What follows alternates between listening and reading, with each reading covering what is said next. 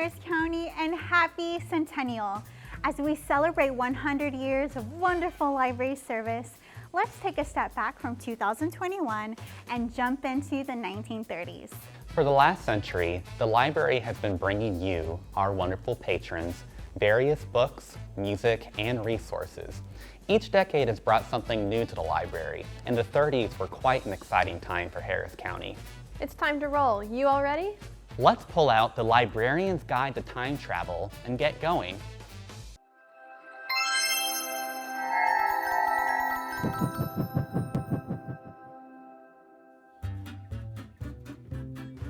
Oh, hello there. Jumpa Jehoshaphat's, you spooked me. Hi, can I help you with something? Maybe a book?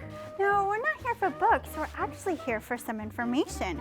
We've traveled quite a long way to get some information about Harris County during this time. May we ask who you are? Well, you've traveled to the right place. I have books and answers. I'm Elnora Buchanan, county librarian who started the bookmobile right here in Harris County. It's very nice to meet you, Elnora. We've come a long way and we're trying to find a little bit about the local history of Harris County. Do you think you could enlighten us? Oh, I can help. See, regardless of the financial hardships of our country, the county and the library is growing fast. How could it be growing during the Great Depression?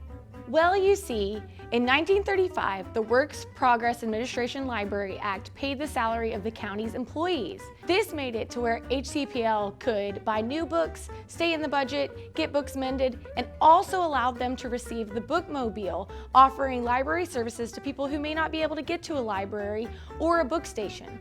Elsewhere in the county, the Houston Livestock Show and Rodeo debuted for the first time. The horse show and the parade were not far behind. The Great Houston Flood also happened in 1935. Oh no, wasn't that the tragic event that started the Harris County Flood Control? Sure was. Meanwhile, Houston Junior College changed its name to the University of Houston and found its permanent campus. Our city was really becoming something. Wow, this really was a big decade for the library. What kind of books do you have on the bookmobile anyway? It looks like you have some familiar titles on it. Well, most of these are brand new, but maybe you've seen one or two of them. Wow, what a great selection. Brave New World, The Good Earth, The Hobbit, As I Lay Dying, Madeline.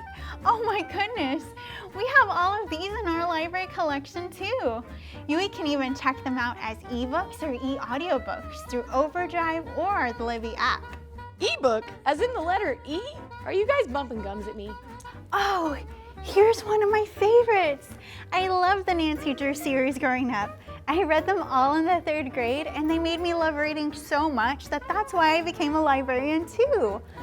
Oh my goodness, I can't believe these were made in the 1930s. Hey Leaf, wasn't Snow White also made in the 1930s? Snow White and the Seven Dwarfs was the first full-length animated feature made in the United States, and it was released at the end of 1937. The 30s were smack dab in the middle of what's called the Hollywood Golden Age, where the power and influence of movie studios like MGM and Warner Brothers were arguably at their highest. Some classics of the decade include 1933's King Kong, 1931's Dracula and Frankenstein, and of course 1939's The Wizard of Oz. In fact, some classics of the decade, like Charlie Chaplin's Modern Times and the original A Star is Born, are available on the streaming website Canopy. With Canopy, you can stream movies if you have a library card for free. It was also a huge decade for music. In the 1930s, a form of jazz called swing music was the most popular music genre in the United States, spearheaded by genius bandleaders like Duke Ellington, Benny Goodman, and Count Basie. Some of the most popular singers of the century, like Billie Holiday and Bing Crosby, started their careers in the 30s, and musicals like Anything Goes and Porgy and Bess created hit songs for crooners throughout the 20th century. You can check out some of these artists through the website freegomusic.com, which, like Canopy, gives you free access to media from the era using your library card. Web? Sites? A lot must be different from where y'all are from. If you think that sounds crazy, listen to some of these price comparisons. In 2013, the average salary was $46,000 a year. Sounds about normal, right? In the 1930s, it was $1,970 a year. A house in 2013 was about $200,000. But in the 1930s, guess how much? It was $3,845 to buy a brand new house. While in 2013, a gallon of gas averaged around $3.80 a gallon, in 1930, you could have a gallon of gas for just a dime. A loaf of bread, which cost around $2 in 2013, could be had for only 9 cents, and a pound of hamburger meat, which cost around $4.68 in 2013, could be had for only 12 cents in 1930. Heavens to Betsy, how did things get so expensive?